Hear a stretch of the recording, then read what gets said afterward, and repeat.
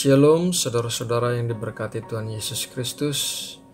Salam damai sejahtera dalam persekutuan kita di Bijaksana Channel. Saudara terkasih, tema renungan kita kali ini adalah langkah awal mengatasi kecanduan.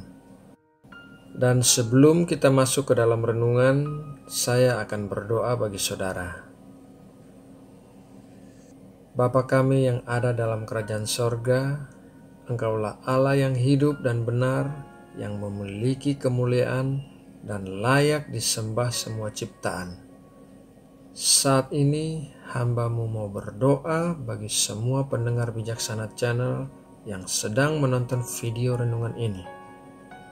Bapa, Engkau mengetahui kerinduan hati setiap orang untuk mengenal Engkau lewat firman yang disampaikan oleh hamba-hamba-Mu.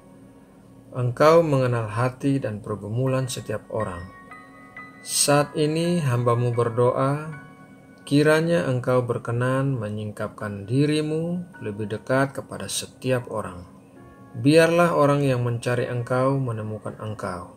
Dan setiap orang yang memiliki pergumulan dalam hidupnya pagi ini, baik pergumulan keluarga, pekerjaan, ekonomi, kesehatan, hamba-Mu berdoa memohon campur tangan-Mu ya Bapa dalam setiap pergumulan. Berikan yang terbaik bagi setiap anak-anak-Mu yang sedang menonton video ini. Kuatkan setiap orang dalam pergumulannya. Bukakan jalan bagi yang jalannya tertutup. Tutuplah jalan yang menuju kepada kecelakaan atau bahaya. Berkatilah semua anak-anak-Mu. Di dalam nama Tuhan Yesus Kristus hamba-Mu berdoa. Amin. Sahabat terkasih, hati saya terbeban untuk membagikan tema kali ini, yaitu mengatasi kecanduan. Saya tahu bahwa banyak di antara kita memiliki kecanduan, yaitu suatu kualitas atau kondisi ketagihan, khususnya terhadap suatu unsur pembentuk kebiasaan.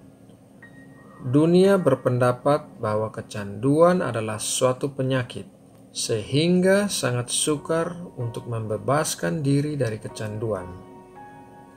Penelitian medis bahkan memberikan bukti yang menyatakan bahwa mungkin ada kecenderungan genetik ke arah kecanduan dalam diri beberapa orang. Dengan bahasa yang lebih sederhana, mereka berpendapat bahwa kalau Anda memiliki ayah yang alkoholik, Anda akan memiliki kecenderungan menjadi seorang alkoholik juga. Dari sudut pandang Alkitab, kecanduan lebih buruk daripada penyakit yang tidak tersembuhkan, karena kecanduan adalah suatu perbudakan rohani dan program-program yang bergantung pada apa yang harus dilakukan oleh orang yang kecanduan itu tidak akan dapat menyelesaikan masalah kecanduan itu. Kabar baiknya adalah Allah memiliki jawaban untuk perbudakan rohani, karena Yohanes 8 ayat 36 berkata, "Jadi apabila anak itu memerdekakan kamu, kamu pun benar-benar merdeka." Mayoritas program dunia memfokuskan pada penyembuhan emosi dan tubuh. Namun, hanya Allah yang bisa membuat kita benar-benar merdeka dari suatu kecanduan. Jika Allah bekerja, Allah akan menyentuh sampai ke akar masalah dan mencabutnya secara tuntas.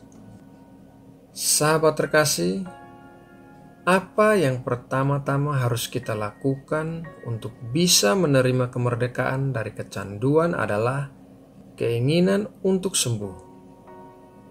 Dalam kisah Tuhan Yesus menyembuhkan orang yang lumpuh selama 38 tahun di kolam Bethesda, pertama-tama Tuhan Yesus memberikan pertanyaan dalam Yohanes 5 ayat 6. Ketika Yesus melihat orang itu berbaring di situ, dan karena ia tahu bahwa ia telah lama dalam keadaan itu, berkatalah ia kepadanya, "Maukah engkau sembuh?" Perhatikan pertanyaan Tuhan Yesus. maukah engkau sembuh?" Yesus adalah Tuhan yang Maha Tahu. Tentu saja Dia tahu bahwa orang itu sudah terbaring 38 tahun dalam keadaan lumpuh, dan fakta bahwa orang itu berada di kolam Bethesda tentu saja membuktikan bahwa orang itu ingin disembuhkan. Akan tetapi, Tuhan Yesus mengajukan pertanyaan itu agar orang itu benar-benar memeriksa hatinya. Apakah dia benar-benar ingin sembuh? Hal ini sangat penting, sebab orang yang tidak sepenuh hati ingin sembuh akan disembuhkan sementara saja, dan kemudian akan kembali kepada kecanduannya. Orang yang kecanduan dalam waktu yang lama menjadi nyaman dengan belenggu mereka. Kebanyakan orang ingin masalah-masalah mereka pergi, tetapi mereka tidak mau benar-benar berubah atau tidak cukup kuat untuk berubah. Dalam ayat Alkitab selanjutnya, orang yang lumpuh itu menjawab pertanyaan Tuhan Yesus. Demikian katanya, Yohanes 5 ayat 7. Jawab orang sakit itu kepadanya, "Tuhan, tidak ada orang yang menurunkan aku ke dalam kolam itu apabila airnya mulai goncang, dan sementara aku menuju ke kolam itu, orang lain sudah turun mendahului aku." Perhatikan bahwa orang itu tidak menjawab pertanyaan Tuhan Yesus, tetapi mulai membuat alasan-alasan. Alasannya yang pertama adalah ketergantungan kepada orang lain untuk bisa sembuh. Dia berharap ada orang yang menurunkan dia ke dalam kolam apabila airnya mulai goncang. Hal ini sama seperti orang-orang yang kecanduan, yang bergantung pada orang-orang lain atau program-program dunia untuk membebaskan dirinya dari kecanduan. Alasannya yang kedua adalah sementara ia menuju ke kolam itu, orang lain sudah turun mendahului dia. Dengan kata lain, dia ingin berkata bahwa dirinya tidak mendapatkan kesempatan. Orang lain selalu mendahului masuk ke kolam sebelum dia. Apakah mungkin ia menyalahkan Tuhan karena menganggap Tuhan tidak menolongnya dengan memberikan kesempatan kepadanya, atau bahwa Tuhan tidak adil kepadanya? Namun yang Tuhan Yesus lakukan adalah mengabaikan alasan-alasan orang itu dan langsung menyembuhkan dia. Mari kita baca ayat selanjutnya dalam Yohanes 5 ayat 8-9. Kata Yesus kepadanya, "Bangunlah, angkatlah tilammu dan berjalanlah." Dan pada saat itu juga sembuhlah orang itu, lalu ia mengangkat tilamnya dan berjalan. Tetapi hari itu hari Sabat. Perbudakan rohani dari kecanduan tidak merespons pada logika, alasan, atau pemikiran yang jernih. Kecanduan juga tidak merespon pada upaya tulus dan maksud baik. Orang yang kecanduan tidak akan sembuh dengan berusaha lebih keras, akan tetapi disembuhkan dengan bertemu Tuhan Yesus. Bertemu Tuhan Yesus di sini bukanlah hanya sekedar menjadi orang Kristen atau percaya bahwa Yesus adalah anak Allah, akan tetapi bertemu Tuhan Yesus dalam arti benar-benar mengerti apa yang dikerjakannya di kayu salib bagi kita. Sahabat terkasih, ketika kita mengikuti perjamuan kudus, kita menerima roti dan anggur. Pertanyaannya adalah, bila waktu merayakan perjamuan kudus, kita hanya mengingat pengampunan yang sudah kita terima, mengapa Kristus menetapkan dua unsur, yaitu roti dan anggur? Mengapa roti mengingatkan kepada tubuh Kristus yang dipecahkan? Bagaimanapun juga, melalui darah Kristuslah kita diampuni. Lalu, mengapa tidak merayakan perjamuan kudus dengan satu unsur saja, yaitu anggur? Jawabannya adalah ucapan syukur atas pengampunan dosa yang kita terima memang harus dilakukan saat kita mengingat darah Kristus yang dicurahkan. Tetapi di dalam tubuh Tuhan Yesuslah kita disalibkan sebagai orang berdosa dan dilahirkan kembali sebagai anak-anak Allah yang kudus dan benar. Saudara terkasih, kita disalibkan di dalam tubuhnya yang mulia. Roma 7 ayat 4 berkata, "Sebab itu, saudara-saudaraku, kamu juga telah mati bagi hukum Taurat oleh tubuh Kristus, supaya kamu menjadi milik orang lain, yaitu milik Dia yang telah dibangkitkan dari antara orang mati, agar kita berbuah bagi Allah." Juga dalam Ibrani 10 ayat 10 berkata, "Dan karena kehendaknya inilah kita telah dikuduskan satu kali untuk selama-lamanya oleh persembahan tubuh Yesus Kristus."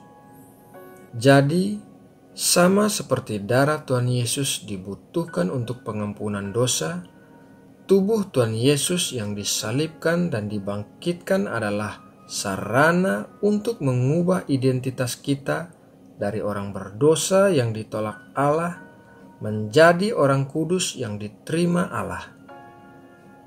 Sahabat terkasih, apabila kita memiliki keinginan untuk benar-benar sembuh dari kecanduan apapun yang kita miliki, dan kita mengerti karya Tuhan Yesus di kayu salib yang memberikan kita identitas baru, maka kita sudah masuk langkah awal untuk mengatasi kecanduan.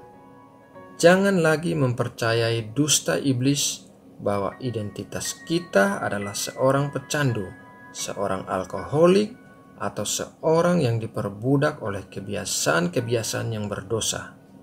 Percayalah bahwa itu bukanlah diri kita yang sesungguhnya. Kita adalah anak-anak Allah yang dikasihi Allah, dan Kristus telah mati bagi kita untuk memerdekakan kita. Sahabat terkasih, demikianlah renungan hari ini. Mari kita berdoa. Ya Bapa yang amat baik, kami mengakui bahwa dalam hidup kami ada kecanduan-kecanduan terhadap hal-hal tertentu yang membuat kami terikat dan diperbudak secara rohani. Kami tidak dapat melepaskan diri dengan kekuatan kami sendiri. Oleh karena itu, kami butuh pertolongan-Mu ya Allah. Lepaskanlah kami dari kebiasaan-kebiasaan kami yang berdosa, dan kami percaya kami adalah anak-anak-Mu yang telah dimerdekakan dari perbudakan dosa. Tuhan memiliki rencana yang indah bagi kami, rencana yang sempurna bagi hidup kami, dan kecanduan bukanlah salah satu dari rencana Tuhan bagi kami. Terima kasih untuk kasih-Mu yang luar biasa bagi kami ya Bapa. Sebentar kami akan mulai aktivitas kami sehari-hari. Kami mohon perlindungan dan penyertaan-Mu sepanjang hari. Kami mohon hikmat dan pengurapan yang baru dari Roh Kudus, agar kami bisa menyelesaikan pekerjaan-pekerjaan kami sesuai dengan rencana-Mu. Juga kami mau berdoa bagi keluarga kami dan orang-orang yang kami kasihi. Kiranya Engkau juga melindungi dan memberkati orang-orang terkasih ini dimanapun mereka berada. Tangan Tuhan membuat berhasil segala pekerjaan mereka, dan pemeliharaan Tuhan sempurna bagi hidup mereka. Terima kasih ya Bapa. Saat ini kami bersyafaat bagi bangsa dan negara kami Indonesia. Ya Bapa, lawatlah Indonesia, pulihkan Indonesia, berkati Indonesia. Biarlah api kebangunan rohani membakar Indonesia, dan Indonesia penuh dengan kemuliaan-Mu. Terima kasih ya Bapa. Dalam nama Tuhan Yesus Kristus kami berdoa. Amin.